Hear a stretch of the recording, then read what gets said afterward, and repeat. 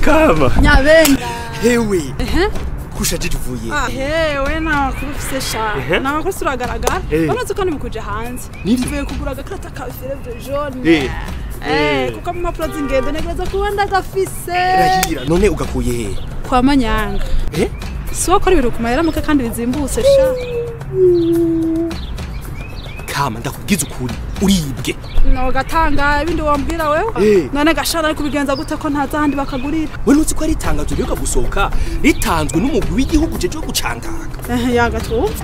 Urucanco rwa Fièvre-Jaune rutangwa iminsi yose y'akazi kuva igihe cy'isaha imwe n'inusu gushika igihe cy'isaha icenda n'inusu mu mugambi w'igihugu ujejwe gucandaga PV. Urumva ugo rucanco ururonswa rimwe mu buzima bwose. Urumva umuntu wese arwiteza iminsi 10 imbere yuko afata urugendo kugira ngo ugo rukingo rube rwamukingiye by'ukuri. Ubizi abantu bose rero bararonsa ugo rucanco kiretse abagore bibungenze n'abana batarakwiza amezi 9. Ubwo ntiruzimvye. Urukingo ubuzima bwose. Ni ibihumbi 38 gusa uriha muri obere canke muri berbe. 38 gusa. Mana yacu uriha muri obere canke ukariha muri berbe. Urumva ukacuza muri PV ukerekana igitasi. Urumva hama bakaca baguha ugo rucanco bakaca guha niyo karata.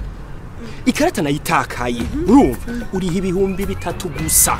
Naho nyine muri obere cyangwa ukabiriha muri berbe. Urumva ukacuza rero bakakurabira mu bitabo cyangwa bakakurabira mu mashini nyabwongo yuko amazina yawe arimwo.